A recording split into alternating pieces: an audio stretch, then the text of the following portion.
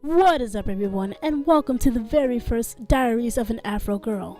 Diaries of an Afro Girl is basically me telling my stories, whether it's been today or in the past. So today's story, I'm going to be talking about my very big breakup with one of my boyfriends. Now, you're probably thinking, oh, this is going to be sobby, this is going to be emotional. No, so just don't think that. Alrighty, so sit back, relax, and listen to my diary. Dear Diary, sometime in 2011, I started dating this guy.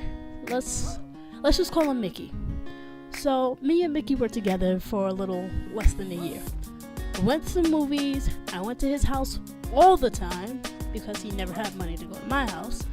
And while I was there, he taught me how to play Call of Duty, and I still suck at it, but that's aside from the story. So months go by and I'm noticing that he's becoming quite distant, but I'm naive. I just look past him like, nothing's wrong. So later in 2012, it's around almost the end of the school year, he's pretty much stopped talking to me like he used to. So like he stopped saying good morning, he stopped picking me up from school, he stopped complimenting me. But again, I look past it, I'm naive. So his older sister went to my high school, and mind you, she's 2 years ahead of me, so I'm in sophomore year, she's about to graduate. And like we had one class together, we had gym together, and there was one day where we didn't have any gym teachers, so we had a sub, and we went to this lunchroom type room.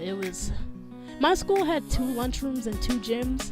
That's because we shared a school with the middle school, but again, aside from the story. So I'm talking to her in gym period, and I'm telling her like, oh, I feel like Mickey is cheating on me, and she's shocked. But it's not because of what I'm telling her, it's because Mickey told her that me and him were broken up, and he didn't tell me. So she's telling me that he broke up with me, and I was upset, but I didn't express it. So like I was just like a thug, kind of like, oh no, I'm not upset. So she goes on and she's like, oh, well, since y'all broken up, I know this one guy that he's probably gonna be really nice to you. I was like, not really interested, but I'll get back to you on that, because honestly, I kind of wanted to cope with this breakup. So the end of the day, end of the school, I went home to an empty house. I think it was like a Wednesday. This was a Wednesday. So I bawled. I started crying. I was angry. Like, it was a sad and angry cry, but it was more of an angry cry. Really, because like he didn't tell me. So like I was so angry. I really just wanted to go to his house and Sparta kick him down the stairs. But I can't do that because I would probably go to jail. So the next day, I knew he was picking me up that day. It was a Thursday. So I was like, you know what?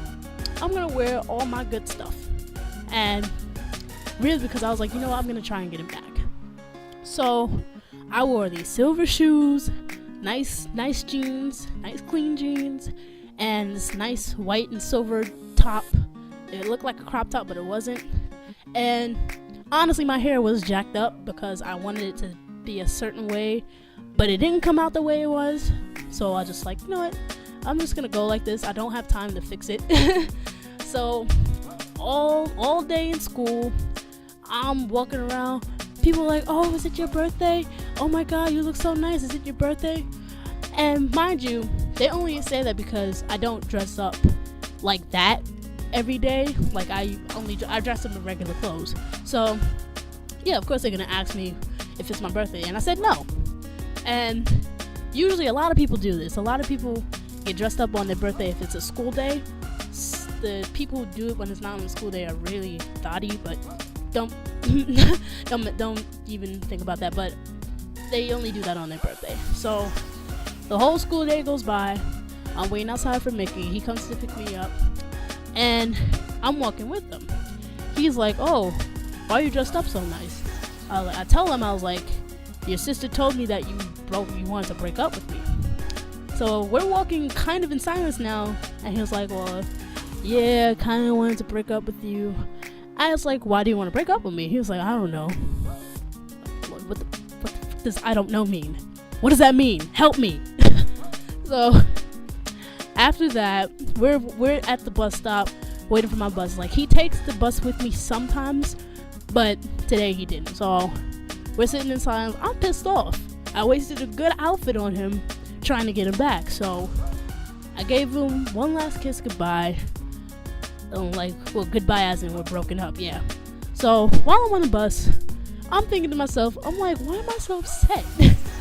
Why do I want him back so bad? And like, after a while, I was just like looking out the window. I was like, you know what, I'm good. I'm good.